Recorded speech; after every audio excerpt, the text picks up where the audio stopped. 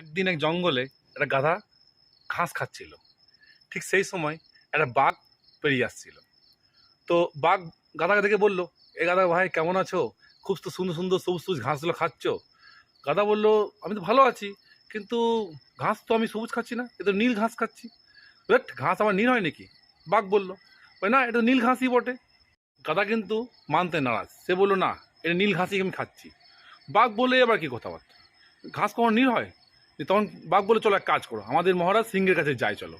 নিয়ে তখন গাধাকে নিয়ে এসে সিংহের কাছে নিয়ে গেল। সিংহের কাছে এলো। সিংহ এখন ব্যাপারটা বুঝতে পারলো। বুঝতে পারার পর বললো বাঘকে, কি হলো বলো? বলছে, দেখুন মহারাজ, ইনি বলছেন ঘাসগুলো নীল। নীল আবার ঘাস হয়নি, এটা তো ঘাস তো সবুজ হয়। আপনি বলুন ঘাস কি হবে? তখন সিংহ বলল, ঘাস তো নীলই হবে। গাধা তো খুব খুশি। দেখলে তো, আমি বললাম ঘাস নীল হয়, নীল হয়, তুমি তর্ক করছিলে, বেকার বেকার মহারাজকে কষ্ট দিলে। এই বলে গাধা শুনে পালিয়ে গেল। পরে বাঘ বলল, আপনি কি করে বললেন যে ঘাস নীল হয়? ঘাস তো সবুজ হয়। তখন সিংহ বলল, তুমি যখন দেখছো ও ঘাসকে স্বীকার করছে না, নীলই বলছে, সবুজ মানছে না, জানবে ও তোমার আমার কথায় মানবে না।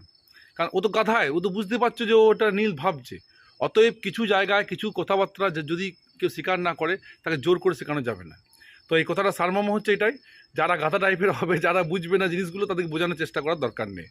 নিজে নিজে সব থাকতে হবে, নিজে নিজে সব চলতে হবে। তো গল্পটা কেমন লাগলো একটু কমেন্টে লেখো।